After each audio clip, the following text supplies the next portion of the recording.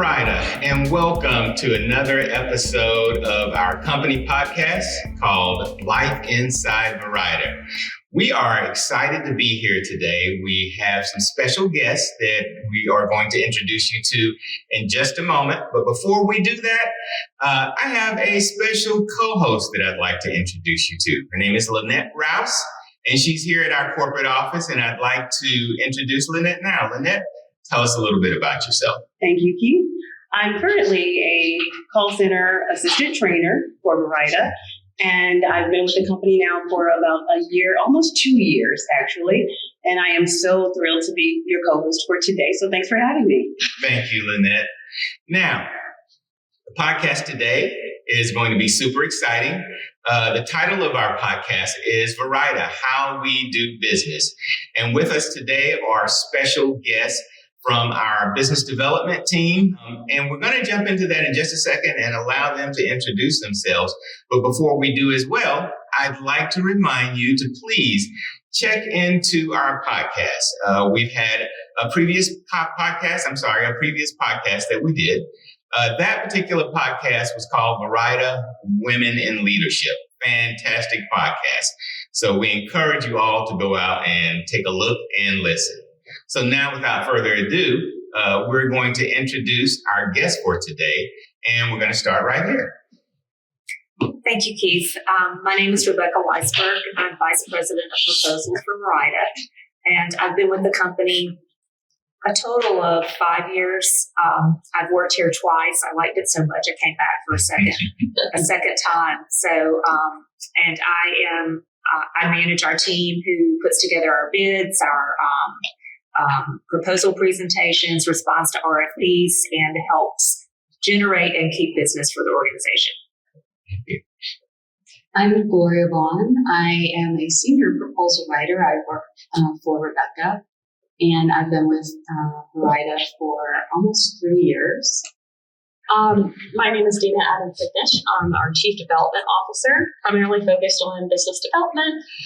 So I work with these ladies here, as well as attend a lot of our conferences as well.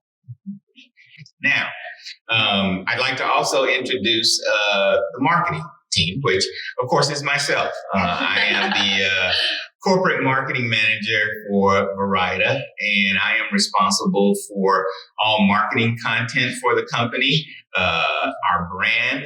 As you may well know, we went through a rebrand and changed our name from Southeast Trends to Verida, and that was a really, really big project for us. Very super excited about it. We also manage our website. We manage print material. We, of course, manage video content, as you're seeing now, as well as our social media sites and a little bit of everything in between. So marketing is excited to be here. We're excited to have this team here because, of course, we all work hand in hand together. So now what we'd like to do is go ahead and start asking a few questions, some questions that maybe you all out there would be interested in knowing. So my first question is going to be directed to business development because there's so many nuances within our industry in regards to health plans and policies and so forth. I'd like to just kind of kickstart with a question in regards to that. My question is, what are some of the health plans that we are involved with as a company? And maybe tell us a little about them and maybe the differences. Yeah, absolutely. So we work with a variety of health plans as well as state agencies. So some of our contracts that we currently work with, a lot of the people who are watching probably are used to. We worked with Georgia here, the Department of Community Health. That's a state agency. Arkansas is a state agency, and Indiana.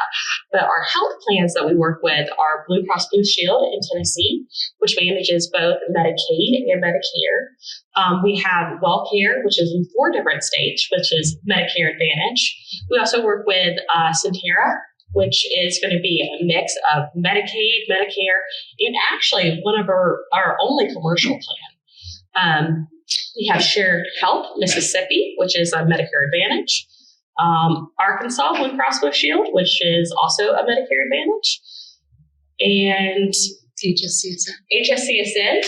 that's right, children with special needs in DC. That is Medicaid. And then, am I missing? Did you mention Peach State? I did not mention Peach State. So Peach State is children. So it's primarily focused on children. And then, Louisiana, which is, we work with both the state for the fee-for-service population, as well as AmeriHealth for their Medicaid population. Wow. So we have a wealth of health plans, it seems like, that we work with, and state Medicaid agencies as well. And just for the audience, we just simply want to let you know, some of you may work in a particular state and you may be not familiar with some of the health plans that are going on in the other states. So this gives you an opportunity to sort of be educated about what's going on and informed about what's going on in some of the other states. Thank you, Dina, for that.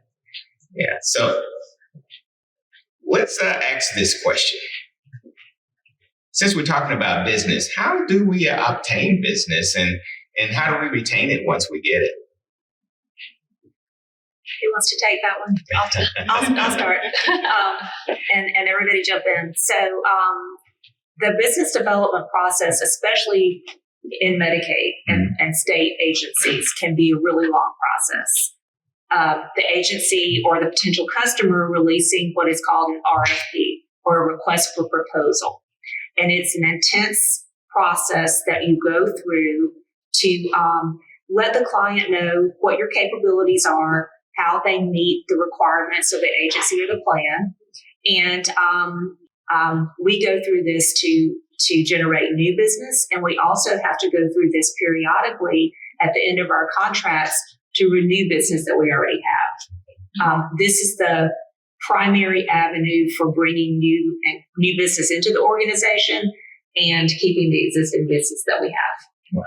Wow, that's fantastic. Now, when you mentioned sort of the word, I guess, intensity of, proposals, just for our audience, there's a lot that goes into these proposals, and I've sort of been involved a little bit, but what you all do and the amount of documentation that you have to go through, the amount of research that you have to go through, there's a lot involved in that. I just look at the sheer number of pages of documents that you all have to go through. There's a lot there. There is a lot. And the request for proposal will touch on every aspect of our business. It looks at our finances, that we have to give a budget for what we think it will cost for us to operate the program. And of course, in that is a tiny little bit of money for us, but to generate revenue, because we can't operate without that, obviously. The RFPs want to know about our call centers. They want to know about our claims processing system. They want to know about our transportation providers and all of the people within our organization that make all of that happen. They want to know everything about us in these RFPs. So it really touches on every aspect of the business. And I know I left out probably some of the many departments that support the business, but these responses are extremely detailed most of the time. And they really, it's in one package, lets the client know what we have to offer and why we're the best choice. And that's where some of the fun comes into actually, honestly, a really dull process, is we're trying to position us in the best light possible and a way to work in all of the good things we do, in addition to all the kind of boring things that the client wants to know about. And Gloria, you could probably add to that too, because we've been doing this a really long time. Yeah, so the clients really want to know how we're going to do what they're asking us to do. They're very detailed in their scope of work that they send, and it tells us exactly what they want. But what they want from us is how we're going to do it and how we're going to do it better than our competitors. And that's the key to what we do. It's fantastic. Thank you. Well, you hit on who our clients are, but what kind of clients do we pursue? Well, I guess for the proposal standpoint, when it comes to state agencies, we kind of have to wait until their renewal process or they put out a new proposal. But when it comes to managed care organizations, a lot of those contracts are more state or from year to year. So we can pursue a managed care organization and then hope that something comes up or that they're interested in looking for a change. Sometimes they're interested in looking for a change because they may not be getting the service that they really need in an area. And sometimes they are looking, they just acquired a new business and they need a broker that they can trust. Okay. Yeah, and you know, it's interesting when you talk about acquiring new business, because I think one of the things that we do, of course, as a company, there's some companies that can go out and pursue every single piece of business throughout the United States. But I think we're a little bit more strategic. Absolutely. So we only pursue opportunities that we think that we really are the best to serve. So we like to pursue contracts that that kind of fall within our scope, and as well as things that can add to our book of business. So we like to add, for instance, it's very popular to add Medicare Advantage plans. These are smaller contracts, but once again, I mean, if you have Medicare and you need transportation, you know, somebody needs to be able to serve you. And if we're already in the state, we're more than happy to take on that extra business. But to take on that type of business, let's say in Arizona, wouldn't quite make sense unless there was a big proposal in Arizona. Absolutely. Thank you for that. And I'll add to that, if I may, Gloria and I have worked for other companies in this industry. And we have worked for a company that did go after every RFP that was out, every opportunity that there was to go after, we would go after it. And it's exhausting. It's often not a good fit, but with those companies, they're just looking for the revenue. They're not necessarily looking for what's a good fit. You know, what's good for our company and the client. Can we work together? And I think we do a really good job of making sure it's going to be a good fit with that client. It's fantastic. That's great. Yeah. All right. So serving children with special needs is a niche group. So tell us more about them and their importance to our company. So we have a couple of different contracts where we specifically serve children. So we have our contract NDC, HSCSN, and it is just children with special needs. And then we also have CHIP programs in Georgia, but then in Arkansas, we also service their day programs. So we really focus a lot on children and being able to transport them effectively.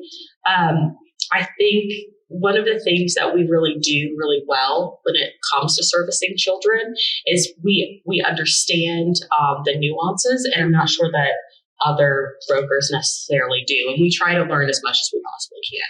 We've been with our DC contract, what is it, like 12 years, I believe? 12 or 13. Yeah. So we definitely have a lot of experience in that area. That is really good. Some good information. And I'm Absolutely. sure a lot of people will definitely appreciate that answer. So thank you for that. So now I've got a question for you. Since we're talking about proposals, how do proposals impact each area of the company? We've got all our teams out there, you know, Indiana, to Tennessee, Virginia, Arkansas, Louisiana, Mississippi, Georgia, and we have multiple departments that are working to make things happen every single day. But even in the proposals, and I believe you mentioned it earlier, there are touch points along the way that are very significant and important in terms of each department and our performance and how we lay that out in our proposal. So maybe you can talk a little bit about, you know, how important these departments are. Sure. Every department here is important. Every job is important. Our proposal responses will include information about how our call centers are performing. Are they meeting their metrics? And more so, are they exceeding the metrics that that we have to meet. How quickly are we processing claims? How accurately are we processing claims? All of that information, the performance, how we do our jobs every day, from the mailroom to the CEO's office, impacts what we write in our proposal. We're always very factual. We do not try to, hide anything. I mean, we have to be transparent. And so the excellent performance that we see in every operation, it all ends up in those documents. And it is how we sell what we do. The fact that we do a great job and that we can document that we did a great job and we can present this to our existing clients or future clients is what helps us sell business and keep the business we have. And I would add that it's always nice when you're looking at a proposal and we know that we already beat whatever their expectations are, right? Yes. Whether we have, yes, our metrics are better than their expectations, or whether our technology is at the forefront and we're like, yes, of course we can do that. We've been doing it for years. One of the things that people are always interested in is, apps or portals, or we have some pretty cool technology that our IT team has developed over the years. And so to see them kind of asking about those things and us being able to be like, no, we've got it. We're very secure in what we have. I don't know. I think that's an excellent feeling. And I think another good story that we've been able to tell is from right here in Georgia, because we work with the Georgia Emergency Management. And we've had to go and evacuate members from coastal areas during hurricanes and threatening weather. And we've been very helpful to the state and to the members through those efforts. And so that is a good story for us to tell. Absolutely. That's fantastic. And even I could add to that from a marketing perspective. Of course, there are requirements for us to make sure that members are educated. And one of the important components of that is our website, because we allow that website to members so that they have access to materials and information that they can even download, they can look at on their phone, or they can be redirected to a member portal where they can assign their trips. So there again, everyone has a part to play in it, and it's all important. So thank you all. Thank you. So I have just a quick note before we go into our next question. We are going to do a special commercial break, and we're going to share some educational information. And right after that commercial break, we will be right back. So sit tight and watch.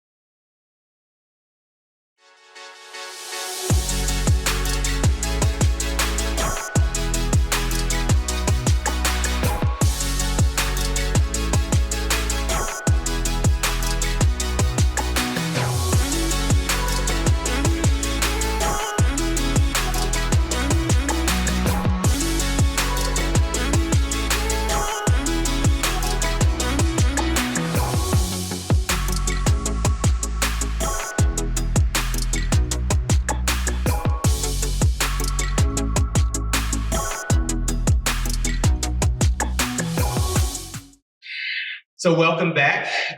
We hope you enjoyed that commercial, and we're going to jump right back into our questions again.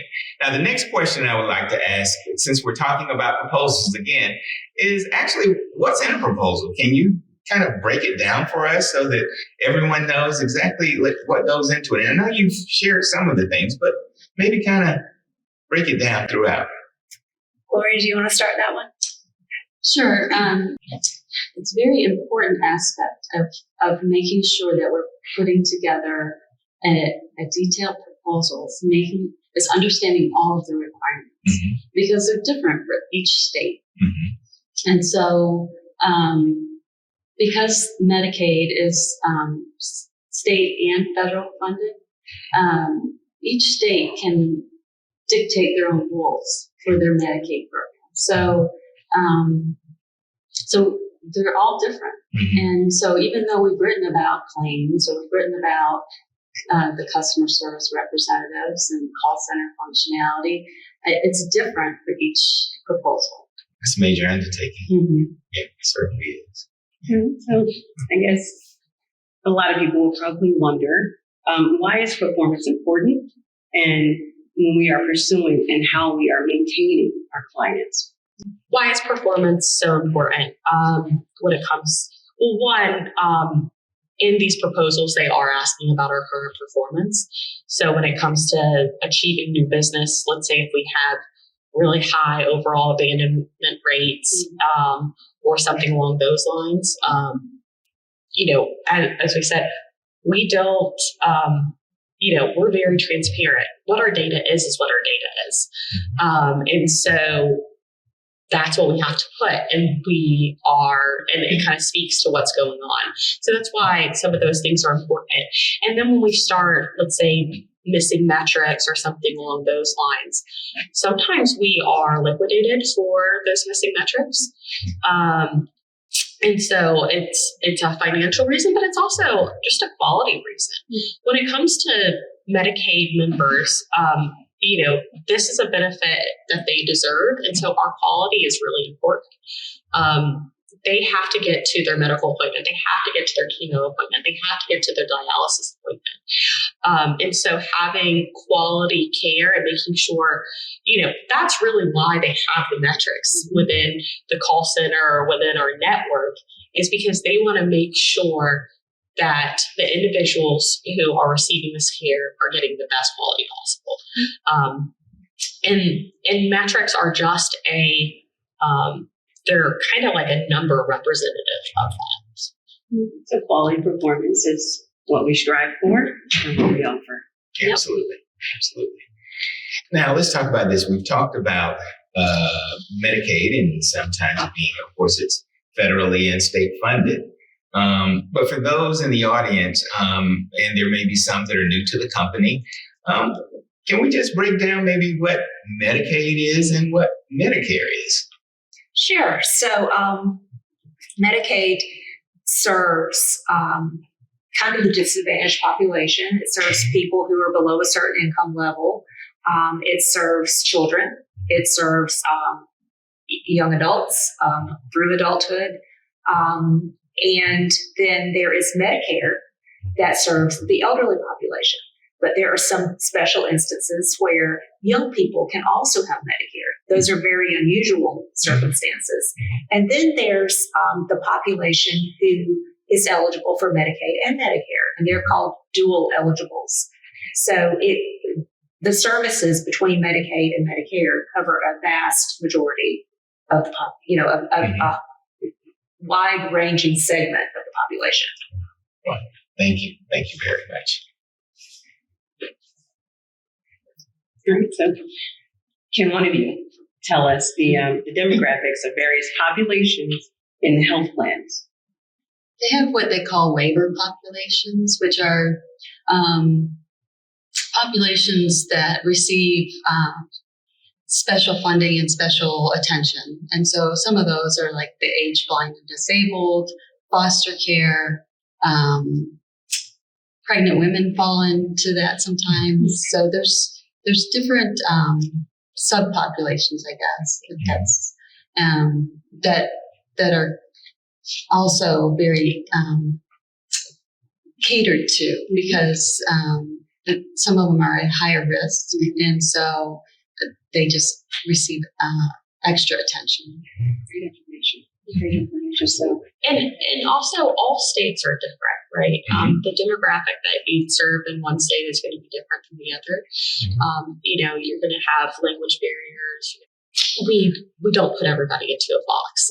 And so that's one of the benefits, I think, to our size as a company is that we can still give individualized service to those different managed care organizations. makes sense. Thank you for that. All right, so you guys do a number of conferences around the country. Why? So I think it's a mix between the two, and each conference does something different. So we do NAMD, which is National Association of Medicaid Directors, and that's a name. So that is contracts from state agencies, and so they might come to our table at NAMD because, hey, they don't have a broker system. Transportation is something, transportation for Medicaid members is something that is, it was put into law, I believe, last year that you have to have some type of transportation service for Medicaid members. And so let's say they don't have a broker system. They're trying to get out there and research and learn more about what's going on. And so we add value in that way. Whereas MHPA, which is Medicaid Health Plans of America, those are health plan organizations. So they probably already have a broker and a Medicaid plan, but what they're looking for maybe is they've got a state where they've got a Medicaid program that maybe you want a new broker, or so they're just gathering information about potential partners. Event marketing, even from a marketing perspective, is a really cool thing because we get the opportunity to package and brand Verida. Typically at these conferences, you have a number of booths and displays and so forth. So brokers like ourselves, other companies that are trying to do business with health plans and state Medicaid agencies, they are vying for that business. And one of the ways that they do it as well is they put their brand out in front for people to see. So we typically will do our roadshow, so to speak, and we'll make sure that we have all of our information. We do a lot of materials. And of course, like a lot of you, like a lot of the swag that we have, where we're always passing that out. But more importantly, we're there because you never know when there's going to be the potential to have a conversation with a potential customer. Who may have heard about us, they see us there, they see our brand, and then maybe they want to ask a few questions. Maybe they want to have some follow-up after the conference is done. So that gives us an opportunity to put our best foot forward in our brand and get it out there so that we can do business in that manner too. Absolutely. And I think what you're saying about brand is so important, right? I think after last year, technically we started as the name of Verida January 1, but we were out conference season last fall as Verida. And we have had a lot of managed care organizations reach out just to learn more about us since that has happened. And so I really think that Keith's branding was a big part of that. So thank you Awesome. very much. All right, so I think now's a good time for us to pause and take a break for a commercial, and we will return and we will have more discussion with these wonderful ladies.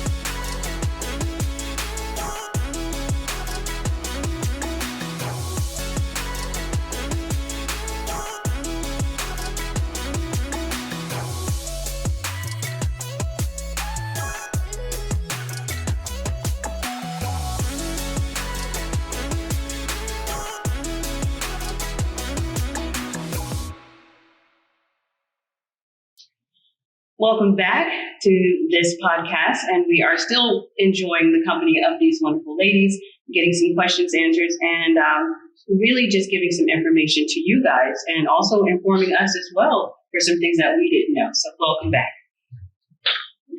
So as we end up our podcast here, you've given us a lot of great information about business development, about proposals, even a little bit about marketing. One of the things I would like to share in terms of marketing, there again, when we talk about branding for a company and how important it is, if you look at every corporation around the country and even around the world, branding is a significant part of how any company does business, is how they get recognized. And of course, you see swag material that we may have, materials, our website, social media, all of that information talks about who we are.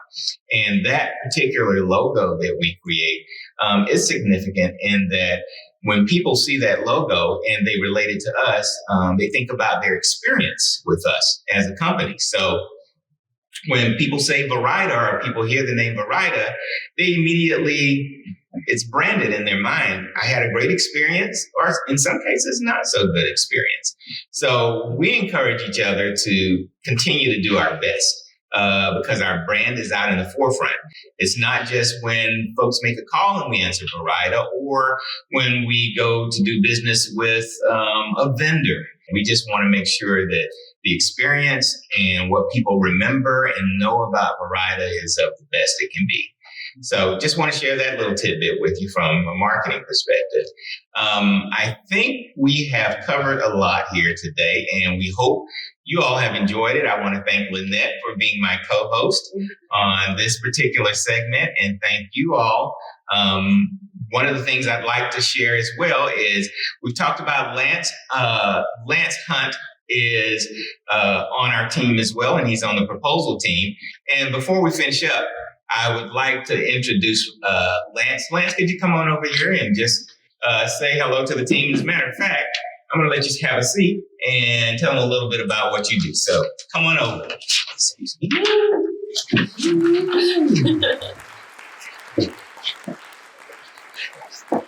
Hello, everybody. I am Lance Hunt. I'm the business development coordinator for Verida. Been here 7 months, something like that. Going on 8 months. It's been a good experience being a business development coordinator. I help write the proposals and also handle the graphics for the proposal. So that would be things like infographics, just different diagrams, different screenshots, text formatting of the proposals. A lot goes into it to try to create a consistent brand identity for Verida. And you also try to cater it to the contract that we're writing for, which is also interesting. So like if it's a particular state, like what are their state colors or what's a landmark, just trying to incorporate things like that to make it more personalized. So I really enjoy what I do. I like that I'm able to learn so much about the different operations in Verida, because there's not a lot of jobs where you go into, you kind of get an overview of most of the things that go on. So it's really cool working in business development. You see how everything works. You see the performance of the company. You see how everything interacts. And some of the stuff you see is just kind of like, wow, like you never would have expected it. But even some of the nuances of some of the clients we're writing for, like they have preferences for how they want to be addressed or what they want their members to be called. And I really appreciate that Verida, we take care to really cater to those preferences, because it shows that we care, we want to do a good job, and we have such great attention to detail. So I really enjoy that. I enjoy working with Rebecca and Gloria on a daily basis. It's awesome. So that's me. That's what I do, and I'm here. Thank you. Thank you so much for that. And of course, everything that you said ties back into the quality performance. Mm-hmm. And that's what we pride ourselves with being a company that is quality. So definitely thank you for your time and explaining your position and what you do. It sounds like a lot. It's a whole lot. It can be, but I enjoy it. Yeah, I think we can tell because you're always smiling, and it's just to have such a load and to carry it so effortlessly is great. Thank you. And Keith is making his triumphant. Triumphant. I like that. Thank you, Lance. We appreciate you sharing. And that's going to wrap it up for us for this particular podcast, Verida, How We Do Business. We hope you've enjoyed it. We'll see you again soon. Just to let you know, give you a few tidbits.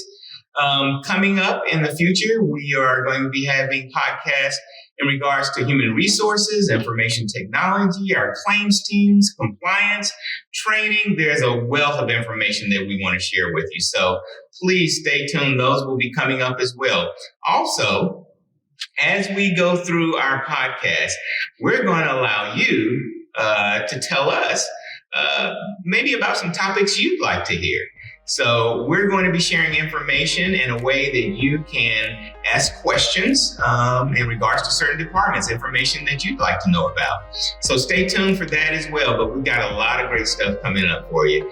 Thank you again for joining us for Verida, Life Inside Verida, and we'll see you next time.